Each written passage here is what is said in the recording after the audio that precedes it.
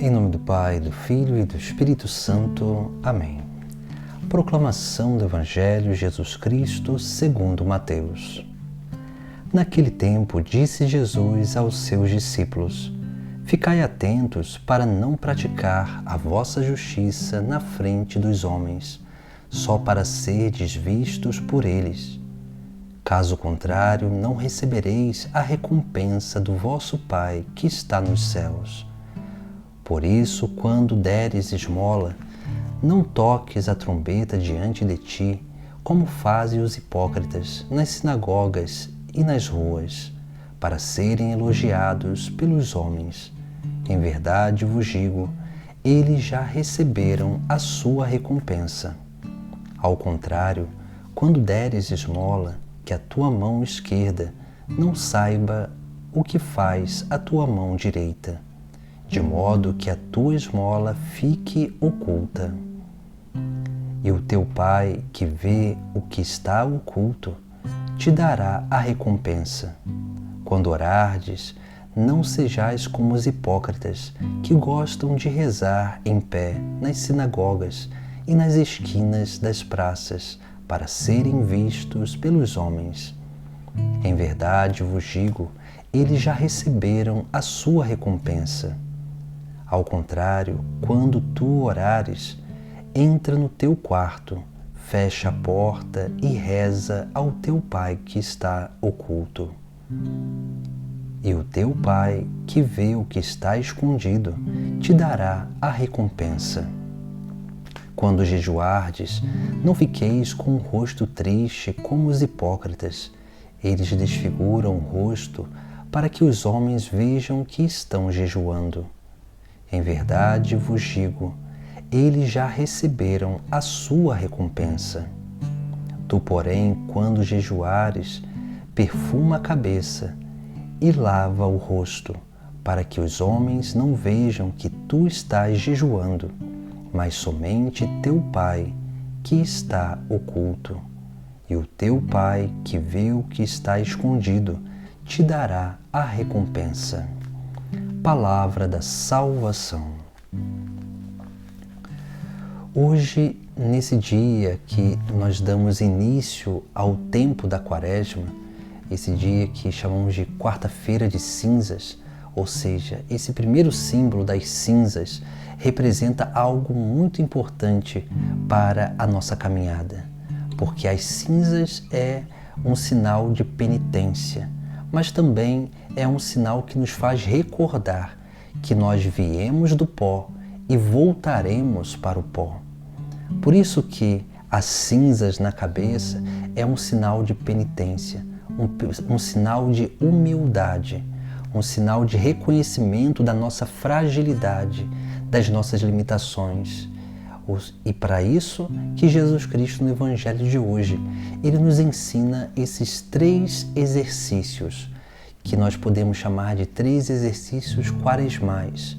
Mas, muito mais do que na Quaresma, nós precisamos praticar esses exercícios na nossa vida inteira, todo o nosso ano, porque esses exercícios eles têm uma função específica na restauração da nossa dignidade, da nossa humanidade, da restauração da imagem e semelhança da qual nós fomos criados.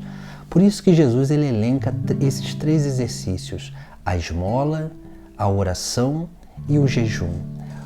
Essas 3 coisas, elas têm a ver com os 3 âmbitos da nossa vida: espírito, alma e corpo. Porque nesses 3 âmbitos nós precisamos reordená-los. Nós precisamos fazer com que esses 3 âmbitos eles sejam restaurados para que nós possamos ter uma vida humana cada vez mais equilibrada, cada vez mais virtuosa, e para que assim nós possamos manifestar aquilo que é a nossa própria natureza, mas principalmente manifestar aquele que habita dentro de nós, que é o próprio Espírito Santo de Deus, que é o próprio Cristo de Deus, que quer ser manifesto através da nossa vida, das nossas atitudes. Por isso que esses exercícios espirituais, eles nos chamam a refletir sobre essas três realidades da nossa vida, esses três âmbitos. Por isso que Jesus começa com a esmola. A esmola é uma atitude de generosidade, mas também uma atitude de renúncia, uma atitude de desapego. Porque somente quando nós somos capazes de nos desapegar das coisas materiais que nós começamos a nos apegar àquele que é eterno, ao próprio Deus. Por isso que a esmola é essa atitude, é esse exercício que nós precisamos colocar em prática para restaurar a nossa relação com Deus. O âmbito espiritual, ele tem a ver com essa relação com Deus. E quanto mais nós vamos crescendo na capacidade de generosidade, de partilha com o próximo, de esmola, nós nos tornamos estes capazes também de realmente ter um verdadeiro contato, um verdadeiro diálogo com Deus. Porque quanto mais nós nos desapegamos das coisas terrenas, mais nós nos unimos ao céu. Quanto mais nós nos desapegamos e renunciamos às coisas passageiras, mais nós começamos a ter certeza e convicção daquilo que é eterno. Por isso que esse é o primeiro exercício que nós precisamos praticar para restaurar o nosso âmbito espiritual, a nossa relação com Deus. O desapego das coisas materiais para um apego maior àquele que é eterno, que é o próprio Deus. O segundo exercício é a oração. Oração é diálogo. Por isso que a oração é um diálogo que tem a ver com a nossa racionalidade, a nossa capacidade intelectiva. Porque para dialogar com alguém, nós precisamos nos tornar capazes de escutar, de compreender e depois de corresponder àquilo que alguém nos fala. E nesse diálogo, ele tem uma correspondência racional, onde nós vamos dialogando, gerando um vínculo cada vez mais através das palavras, e assim esse vínculo ele vai nos tornando cada vez mais um com o outro. Por isso que a oração, ela reordena a nossa alma, porque ela reordena a nossa capacidade de relação com o próximo. E assim nós vemos como que a oração ela vai tendo essa grande capacidade de nos unir cada vez mais a Deus por uma consciência daquele que realmente é o nosso Senhor. Por isso que nós muitas vezes podemos confundir a oração com o âmbito espiritual. Não, mas a oração primeiramente é uma atitude racional, uma atitude intelectiva, uma atitude da nossa alma que nos conduz a uma intimidade com Deus. Por isso que quanto mais nós crescermos na nossa vida de oração, melhor nós nos relacionaremos com o nosso próximo. E melhor ainda, nós seremos capazes de fundamentar esses conceitos básicos e fundamentais da nossa vida, para que assim nós possamos realmente entender as hierarquias de valores da nossa vida. Por isso que quando Jesus aqui não está, mas quando Jesus fala da oração, ele ensina a oração do Pai Nosso. E na oração do Pai Nosso está toda uma hierarquia de valores, onde começa com um louvor, uma adoração, depois vem as petições, que é pedir o reino de Deus, o reino dos céus, depois para fazer a vontade de Deus, e assim sucessivamente nós temos todas aquelas petições que vão nos dando, cada vez mais consciência dos valores da nossa vida, dos valores da nossa fé. Por isso que a oração é uma atitude que restaura a nossa capacidade intelectiva, a nossa capacidade racional, restaura a nossa alma com as suas faculdades, fazendo com que a gente reflita, que a gente memorize e haja através da vontade.